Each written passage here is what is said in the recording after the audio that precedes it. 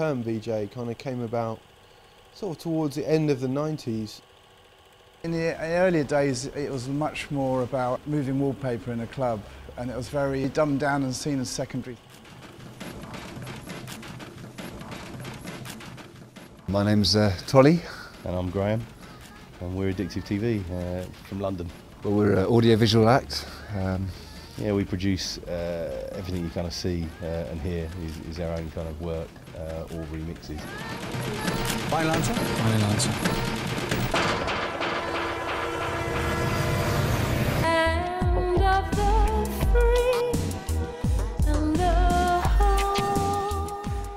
My name's Chris Allen. I'm the founder and director of Light Surgeons. So the Light Surgeons are a collective, and it really just kind of came about quite organically through a collective interest in experimenting with projection.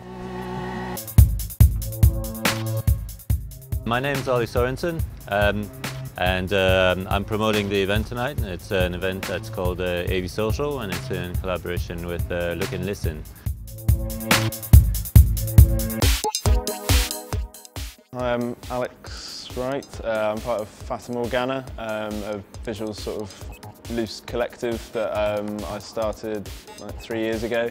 We started off doing purely analogue VJing, working with Super 8 film and other live camera based mediums, and kind of expanded it now to writing our own VJ software.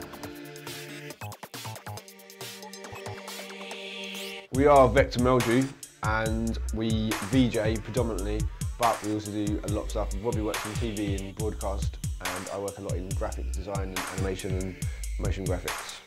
Hi, I'm Michael Faulkner, and I'm from an organisation called Diffuse.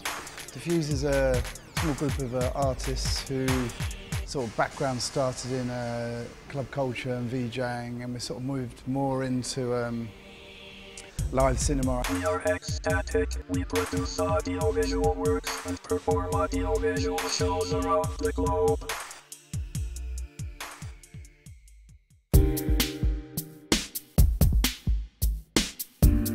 VJing, it's to try and make a visual representation of the music that's being played at the time. VJ culture is audio, video or imagery, and an audience. They're the three factors. It's kind of like spawned from the whole remixing thing, you know, getting something, cutting it up, and just getting people in club to see it, you know. It's just about, you know, you go out to a club to listen to music and kind of get immersed in the sound, and it's just another kind of sense that you can immerse yourself in, really. In terms of simplifying what it is, I guess it would be the manipulation of moving image or time-based media in a live context. A strong theme of it is trying to get away from the traditional format of cinema where it's filmed, edited and then screened.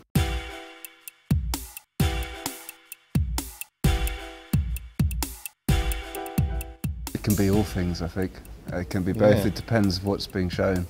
I think that AV particularly what we do, where it's all very much, the audio and the video is all very combined, I think it's both art and entertainment. Is it an art form? I would say for sure. I have quite a broad understanding of what art is really, and I think art can be pretty much anything you want it to be really. At the end of the day, it's kind of, it is entertainment. It takes all sorts of forms. But it's a bit of both. I mean, it's a bit of everything. It depends really what you want to make of it. Well, for us it's the ultimate merging of audio and video to produce an entertaining product or performance. It's my personal belief that anything that anyone considers to be art can be art, but I think a lot of VJing, you'd be hard pressed to find much artistic merit, you know, especially in the more commercial clubs. It's a lot more based around just sexy imagery. VJing in a club was actually opening art to an audience that probably would never go to a gallery. It's been quite an ongoing thing since, you know, the late 80s. You know, there's been video artists that, you know, go in the gallery, they go in somewhere else. So, you know, we feed all these different angles of culture, of creativity, you know, not just entertainment or art. And, you know, it moves so fast we don't really have time to define it. We don't have time to say what it is.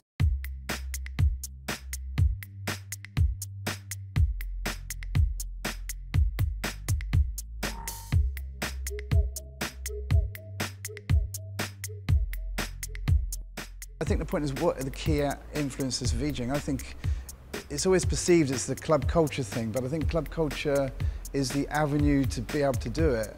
I'd say in a film sense and in a visual sense, I think there's a hell of a lot of things that have influenced it. I mean, you can trace the roots of experimental film and avant-garde film back to, you know, the beginning of cinema, really. Like in 60s America, there's been, you know, quite a big movement of, it's called expanded cinema.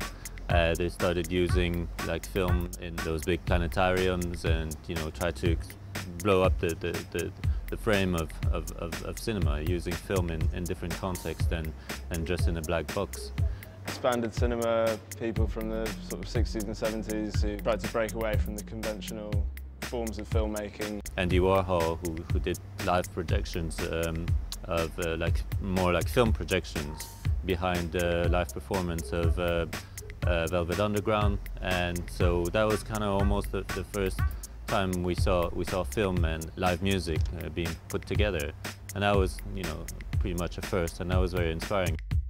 Playing around with creating a film at the process of projection rather than the process of filming. We're not really inspired so much by cinema, we're more inspired by listening to music and trying it in a way to visualise it.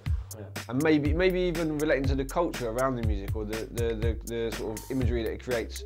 I'd say music has definitely shaped live performance, audiovisual culture massively. Quite a sort of direct reflection of what's been going on with other art forms and sort of sample culture, club culture, sort of an extension of that into you know, the new mediums. You know, the whole rave movement, that was very much, you know, where VJing got its name. You know, DJ culture was kind of just exploding, and VJing went kind of on the tail end of that. Didn't go in a commercial success as much as DJ went, but, you know, it's still kind of doing its own thing, and it's very much been part of our underground culture.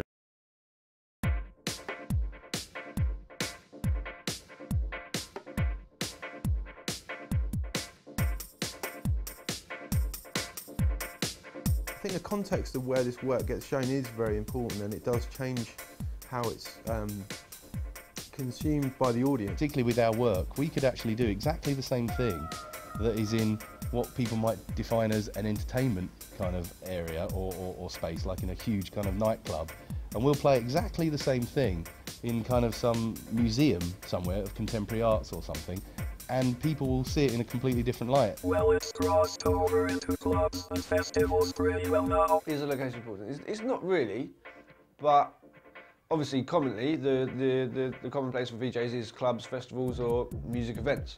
But then obviously you've got other people taking it outside of that sort of context and doing it on buildings or just, you know, anywhere they can find that they can set a projector up. I think VJing is equally valid in a nightclub or a festival as it is in an art gallery. Obviously, as soon as you put it in an art gallery, then the expectations for the artistic merit of it is completely altered to when it's just some cool moving images in a nightclub. Maybe I'm idealistic, but I do believe that, you know, art does change the world. Whichever way it's used, again on the content side, how it's shown and what somebody does with it. I think that's the beauty of video and sound together. You can really make people think about stuff without having to sort of ram it down their throats. If you look at Timber by Qu'il and Hexstatic,